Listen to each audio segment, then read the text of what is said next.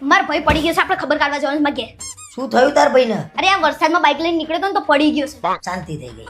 શેની શાંતિ થઈ ગઈ? તમારા પાસે કે હસીને શાંતિ થઈ ગઈ? અરે શાંતિથી એને આરામ નહીં કરવો પડે, એને વાગ્યું નહીં હોય બિચારાને. એમ આ તો કહું છું. વાગ્યું જ છે ને, પગ ભાગી ગયો છે. 6 મહિનાની શાંતિ થઈ ગઈ.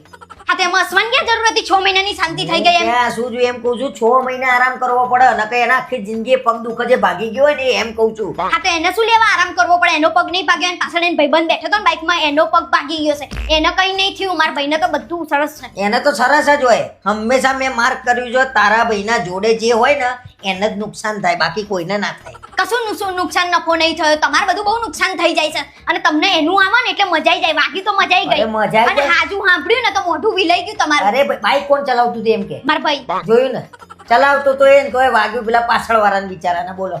હા તો એ તો એને વાગ્યું, એનું નસીબ વળી. મારા ભાઈનું નસીબ સારું હતું. અરે તારા ભાઈનું નસીબ તો આલા ગ્રાન્ડ છે, અલ્ટી છે, એક નંબર છે. તારા ભાઈનું નસીબ બીજાનું જ ખરાબ છે ભાઈ. આપણે ખબર લેવા કયા દવાખાનામાં જવાનું છે એમ કે? આપણે દવાખાને શું લેવા ખબર કાઢવા જવું પડે? આપણે તો ઘેર જવાનું છે. એ તો હાજુ છે ને તો ભાઈ. હા નહીં, તાર ભાઈ તો હાજો છે. દવાખાને જ પેલો પાછળ વાળો પડે બિચારો.